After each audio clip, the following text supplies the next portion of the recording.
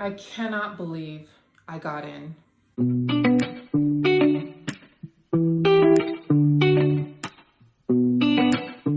Hi everyone, welcome back to the channel. I'm going to talk about getting in to a ADN program in LA.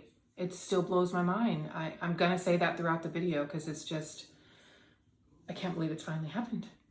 I have notes here, so that's why I'm looking down. I don't want to miss anything. In the last video, I went over my prereq grades. In the video before that, I talked about why I'm doing the RN program. And I just want to let you guys know why I'm vlogging this. The number one reason is I want the memories to look back on.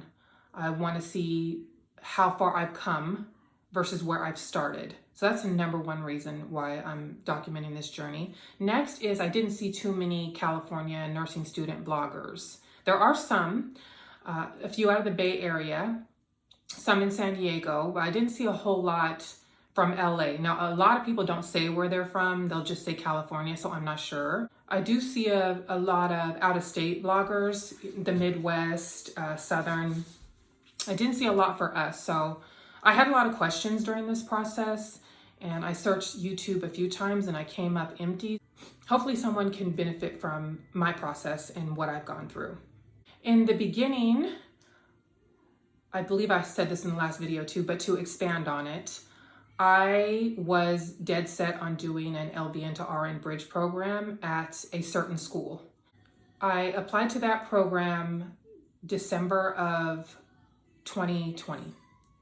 So I jumped all the hoops that you have to jump to apply. I attended the info session. I paid to send over all the transcripts. I wanted to make sure everything got there on time.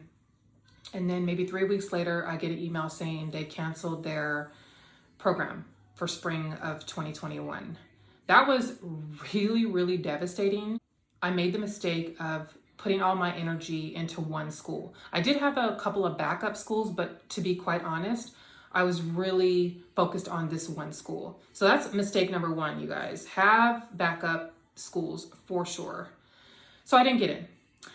My next option was fall of 2021. During that time, I started to think about considering a two-year program.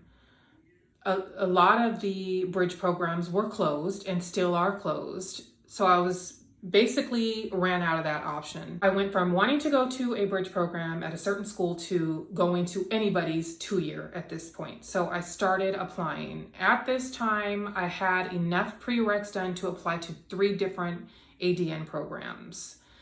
I was looking at a total of 9 schools altogether. Had I not gotten in, I'd be continuing to apply. So I applied to those 3. And the first response I got an alternate seat.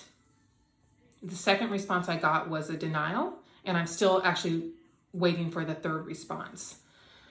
So the alternate seat, I got that, and I had mixed emotions. I was really happy that it wasn't a no, but at the same time, the tug of war of emotions from an alternate seat is just brutal because you don't know if it's going to happen or not. So you don't want to get excited, but it's not actually a no, so you're not going to get too upset. And even though you're an alternate, they make you attend the orientation. So you kind of have to go through the motions of attending the orientation, seeing everybody, going over everything, going over the cost of the program. I'll talk about the orientation in another video. I attended the orientation as an alternate, thinking at the time that, okay, for sure I'm going to find out during orientation if I got the seat or not. No, didn't find out. She actually told us it would be, all the alternates, that it would be a couple more days before finding out. That was the longest 3 days ever. And when the email finally came through, I had been waiting for it. So I had been holding my phone like all day long. And when the email finally came through, I was so nervous. I couldn't even open the email because I'm thinking, oh my gosh. But I did. And I can't believe it. The first word and the only word I saw was congratulations. So I can't even describe that emotion. It was just so amazing. I'm just so grateful. I'm so happy. And I cannot believe I got it on the first try. I know your next questions are going to be, what are your stats? How'd you get in? What school are you going to? I'll answer those now. And if you have any more, of course, leave them for me.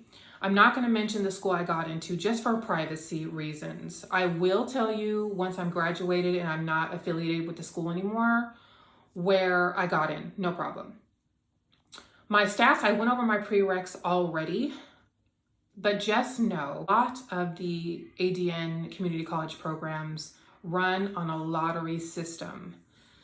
I would definitely tell you guys to apply to lottery system schools because it really is if they pick your name or not. As long as you meet the minimum GPA requirements and the minimum T score, then your name goes into a hat with everybody else. So if you have a 2.5 and this person has a 4.0, it doesn't matter. It won't matter in lottery schools. It's just if your name gets picked, it's literally a luck of the draw, if you will. Definitely look up lottery schools. Now we also have point system schools where your grades and your T's and your voluntary experience and your life circumstances are going to come into play. Those schools also work on a lottery system as well. So they usually take the students with the most points, put them in a bucket and pick out names. So either way, you're more than likely looking at a lottery system. Just apply to as many as you guys can drive to. I didn't mention that in my last video. You want to make sure you apply to schools that you can actually get to and you're not applying to a school where you can't do the commute. So that's important as well. Plus you got to figure in clinicals, local hospitals and versus hospitals that are far away. So I was very lucky. I was looking at a total of 9 schools that I could drive to, and that's a lot. Like not that many people have that option to apply to that many schools. I'm gonna wrap up this video, and the next video I will talk about orientation, which we did online. I will go through the out-of-pocket cost. Out-of-pocket costs are going to be different for everybody. If you're on financial aid, it's going to be one cost. If you're not, it's going to be another. So I will talk about that, what we talked about in orientation, and what you might be able to expect from an orientation. If there are any nursing students that are starting in fall of 2021 that have channels that are vlogging the process, drop your channel link below. I would love to follow you guys that are on the same journey as I am. It's always nice to have someone going through what you're going through. So drop your channels below. I will definitely subscribe. I'm going to leave this one right here, and the next video will go over orientation. Bye guys, thanks for watching.